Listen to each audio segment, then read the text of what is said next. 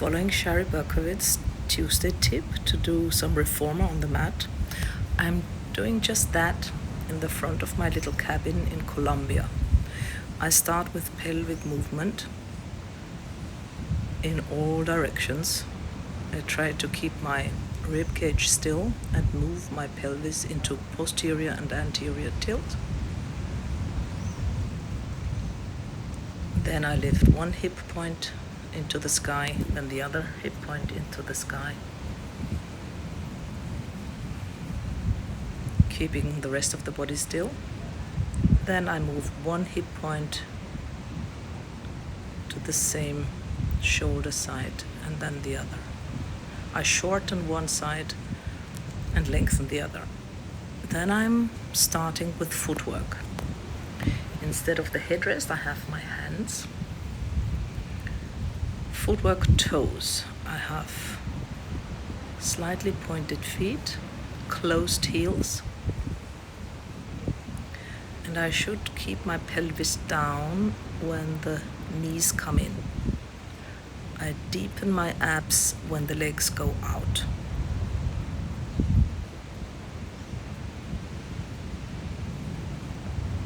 I could also put my hands underneath my pelvis, and for footwork arches I do just that. My feet are cramping a little from the barefoot walking on the beach. I try to make feet like a bird on the perch for footwork arches.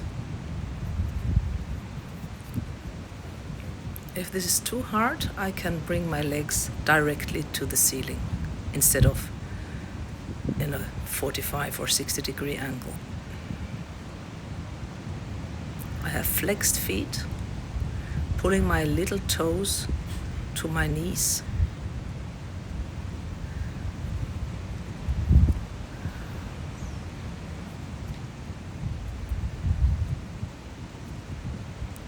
For tendon stretch, I place my hands under my sacrum and point and flex my feet. I'm rolling through all the foot muscles. I can do this on a harder angle with the head lifted and pressing into the hands. For the 100, I imagine the straps. I lift my head, neck and shoulders and press out and start pumping against the resistance of imaginary straps. I reach my head over an imaginary headpiece and my legs either over the imaginary footbar or up to the ceiling, depending on how tired my muscles are.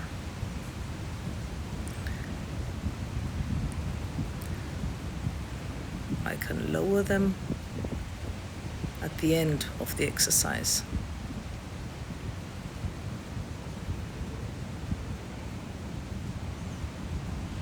Then I pull in, preparing for the extension straps exercises, frog and leg circles. I can lift my head or keep it down. For the frog, I keep my knees shoulder wide when they pull in.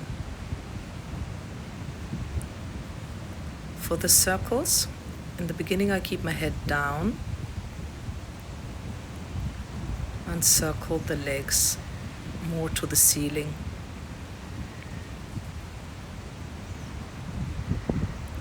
I imagine pushing against the extension straps.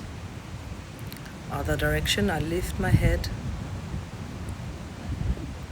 and so I can make bigger circles. And then, my favorite exercise, stomach massage, which is very hard. Sitting behind the sit bones and having no foot bar, I'm trying to copy the movement in the ankles, point and flex. I should keep my torso still, and yes, I feel it in my abs. That was stomach massage round. Stomach massage round. Now,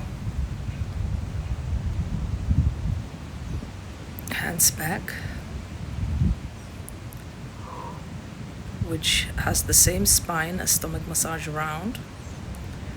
I should roll my shoulders back more. Yeah, but it's very hard. It's nice and windy here, so it's not too hot. And this is reach up with a twist. I've been doing a yoga class beforehand, so I did some twisting there, which I hate, but which I really need.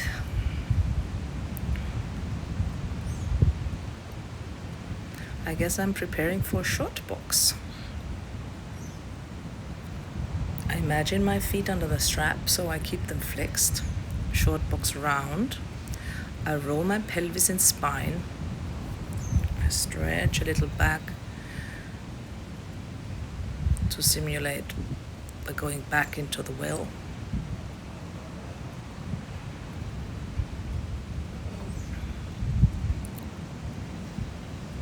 Shortbox straight back.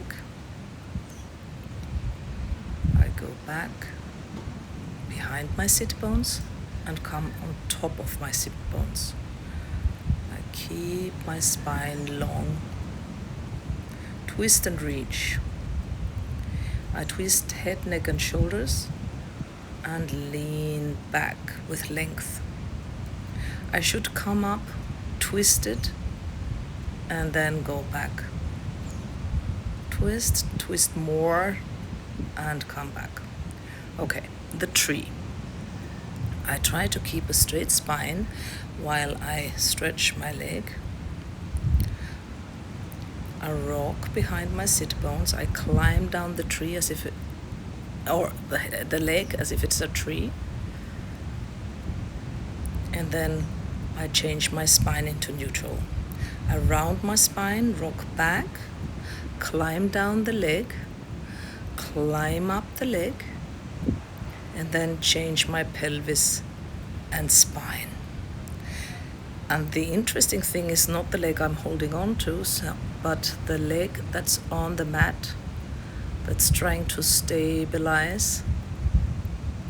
So in reality, I have to make a short side on the standing leg side, which in this case now is my right side that has to work very hard, and it's my weaker side. So you will see that I'm not as stable in my leg. Foot is rolling out a bit.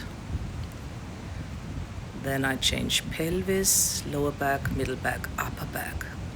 Around my spine, rock behind my sit bones, straighten my leg. Keep it straight while I roll down. Try to keep it straight while I roll up. Here I don't have to keep it as straight because it's more important to lengthen my spine. The last one.